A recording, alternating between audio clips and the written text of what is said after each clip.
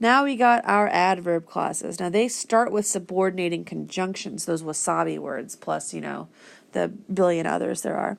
They describe verbs, adjectives, or other adverbs. Here are some examples. She was such a beautiful creature when she came to you, but, in my opinion, the attractions you have added are infinitely superior to what she received from nature. Well, we got a noun clause here that we're going to ignore so it doesn't trick us into thinking it's an adverb clause. But we have a subordinating conjunction here when. She is the subject, came is the predicate, when she came to you. But in my opinion, that's where it ends, is you. And this is saying when she was. So we know it's an adverb clause. Hooray! Next. If I had not promoted Mr. Weston's visits here, it might not have come to anything after all. So, we have our subordinating conjunction if. This is a very common one that you can always look for. I is the subject, had is the predicate. Let's look at what it's describing. Oh, it's describing, this can be tricky, the conditions under which it didn't come to anything, right? So it might not have come if, right? It's describing those conditions, making it an adverb. Okay, let's look at this last one because this one was entirely a trick. As for James, not an adverb clause. We don't have a subject and a verb because, hey, that looks promising. But daughter being isn't a subject and a predicate because this is actually a participle. This isn't understood because of his daughter being housemaid there, which makes this just a tricky prepositional phrase too.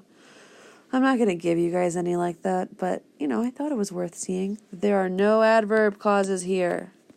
You maybe just got tricked.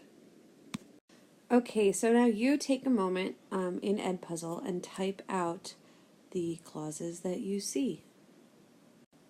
All right, well, now that you've done that, let's go over them together. You make the best of it, but after you've been a week at Hartfield, you are a different creature. So, I see after, which can sometimes just start a prepositional phrase, but can also start clauses. So let's take a look. We have the subject you and the predicate have been. So it's a clause. After you've been a week at Hartfield is the clause. What is it describing though? Well, it's describing the noun are because it's saying when you become a different creature. You become a different creature after you've been a week at Hartfield. Okay, let's look at the next one. I could have wished, as you know, that you had seen Mr. Wingfield before you left home. Oh, interesting. So, this one is kind of tricky because we actually have two. We have see as, we see that, and we see before, all of which can start clauses. So let's see if they are clauses. So this first one, you is the subject, no is the predicate. And it's describing like how he wished as when he wished as the other guy knew. And then so this is an adverb clause for sure. Let's look at this one. That you had seen, so this is a clause, but it's not describing a verb. It's actually what he's wishing, which means this is a noun clause, not an adverb clause. Let's look at the last one. Before you left. This is actually describing seen. When he wished he'd seen. He wished he'd seen it before you left home. So these are both adverb clauses, as you know and before you left home. Let's look at the last one. There is no being displeased with such an encourager, or the second to last one. There is no being displeased with such an encourager, for his admiration made him discern a likeness almost before it was possible. Oh, here we have before. It as a subject, was as a predicate. It's saying when he discerns. Let's look at the last one. It rained dreadfully for half an hour while we were at breakfast. We've got while, we and were, subject and predicate. It's saying when it rained. That's an adverb clause. Let's talk about noun clauses now. So noun clauses, drumroll, act as nouns. They are often subjects of sentences, and they are also often objects, so objects of prepositional phrases or direct objects in the sentence. Let's go through some examples together. Ah, my dear, I wish you would not make matches and foretell things, For whatever you say always comes to pass. So the first thing I want to point out is that we have two independent clauses combined here. And we actually have two noun clauses in this sentence. But this one's kind of tricky because sometimes the word that is understood and not directly stated. So for instance, I wish you would not make matches and foretell things. Understood right here is that word that. I wish that you would not make matches and foretell things. So this is the thing he is wishing, which means you would not make matches and foretell things is the thing he is wishing, meaning that this whole thing is a noun clause. And it's the object of the verb wish. Let's look at this other independent clause. Whatever you say always comes to pass. Whatever is one of those words that's going to tip us off for noun clauses. We have the subject you and say.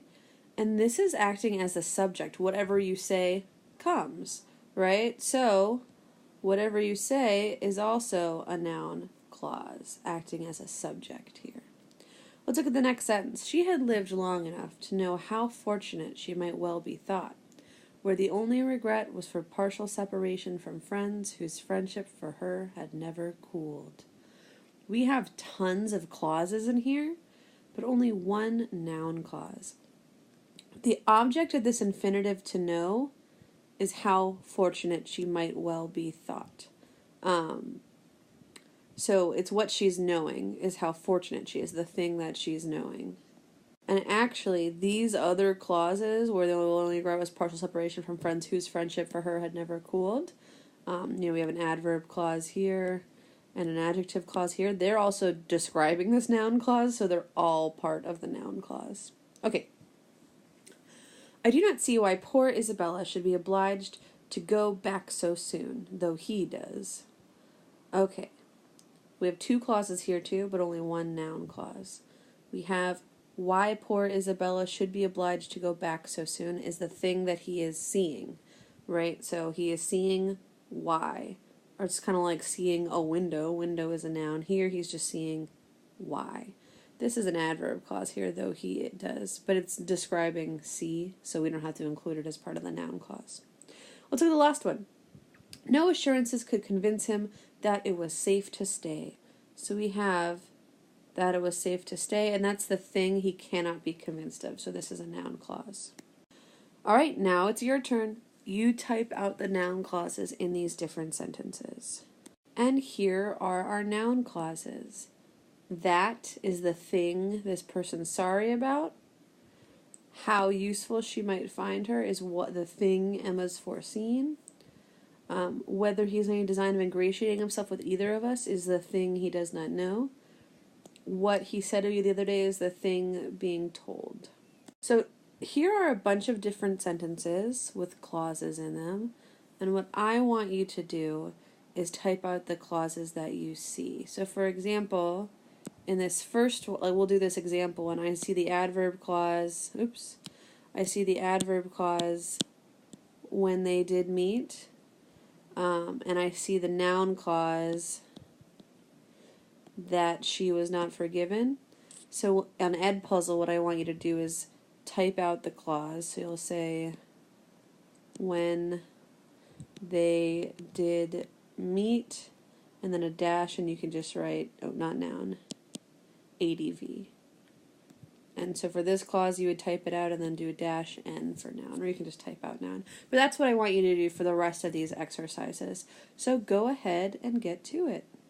Great, let's go through it now. Who had taken the first hint of it from her is an adjective. It's describing Harriet. Harriet is a noun. His good friend Perry, too, whom he had spoken to on the subject. I can already tell that Perry is what whom is describing. That makes this an adjective. Did not at present recollect anything of the riddle isle. Riddle kind. Okay. I thought that I could not be so deceived, but now it is clear. That I could not be so deceived is a noun. It's the thing she's thinking. I could never tell whether an attachment between you and Mr. Elton were the most desirable or most natural. This is a noun. This is an attachment which a woman may well feel pride in creating. This is an adjective. Let's take a look at the last one. If he had been anxious for secrecy, he would not have left the paper while I was by. These are both adverb. Okay, so that's a review on clauses. Your final quiz will essentially be a list of sentences that you have to identify all the different kinds of clauses in. So good luck.